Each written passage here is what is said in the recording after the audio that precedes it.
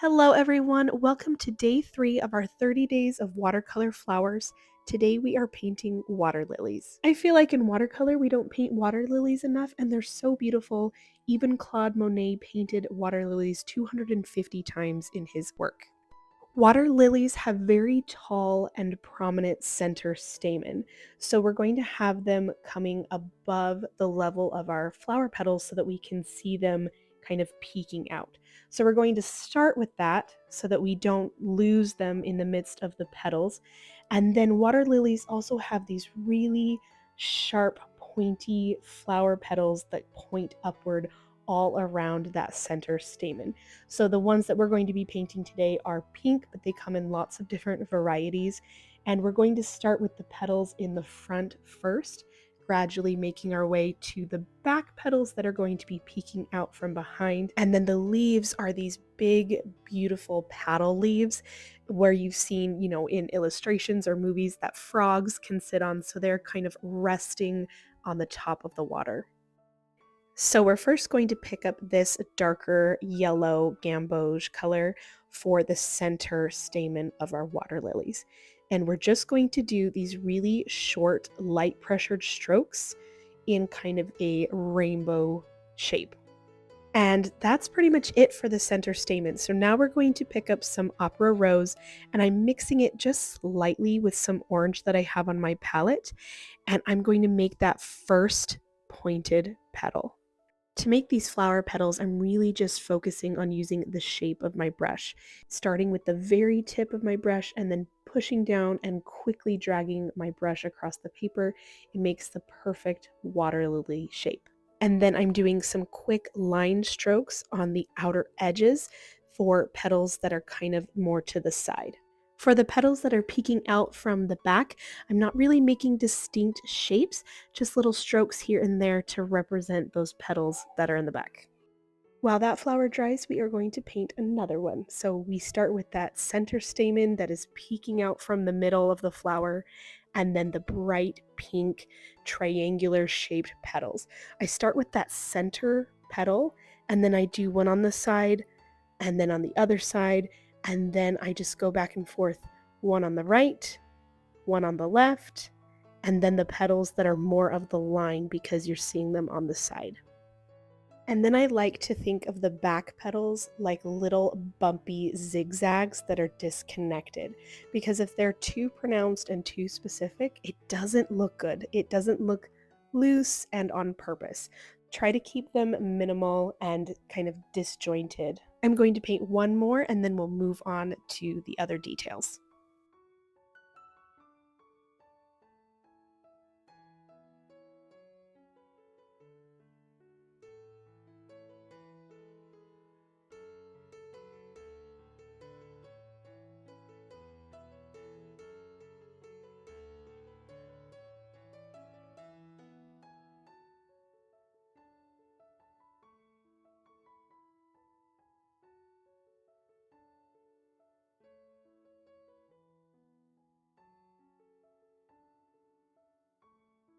Now that our flowers have dried, I am going to add some detail using the same bright pink color, but a lot more concentrated with less water. For the front detail, I'm doing really quick swipes, keeping it minimal, trying to focus on areas where I think there might be shadow. And then for the back petals, I'm focusing at the bottom of those petals with that darker color because I know there would be some shadow there as the center stamen is kind of creating some of that shadowed effect. Make sure you're using very light pressure with the tip of your brush, and always remember less is more. You can always go back and add, but it's really hard to take away with watercolor. Now we finally get to paint the big, beautiful lily pads that go next to our water lilies. So I'm picking up a bright green, adding it to my palette, and I'm painting a very flat oval. I'm kind of thinking of it like a pancake, it needs to be level with the water lily because it's sitting underneath it, but it's on top of the water at the same level that the water lily is. I'm also keeping some white space in the center to represent kind of the vein of the lily pad.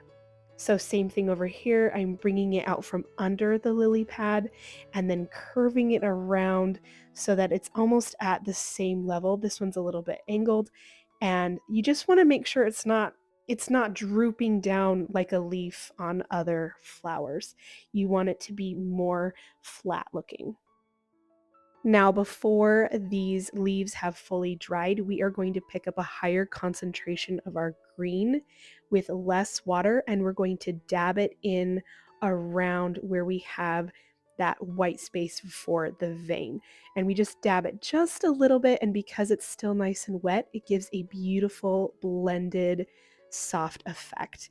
But it adds a lot of contrast and depth to the leaves without having to fiddle around with it too much. We're letting the watercolor and the paper really do all the work. And if you ever feel like there's too much color and you've lost your highlight, you can rinse your brush, dab it on a paper towel, and then use your brush to pick up some of that paint and then dab it on the paper towel. Do this as many times as you need to get the highlight back or to remove some of the color that feels like maybe it shouldn't be there. And that is our finished water lilies. So now we get to add it to our watercolor flower guide. We are adding it in the day 3 spot, and I just think these are so happy and colorful, and I love the texture it'll bring to our watercolor flower guide overall. Thank you so much for being here for day 3. I will see you tomorrow for day 4.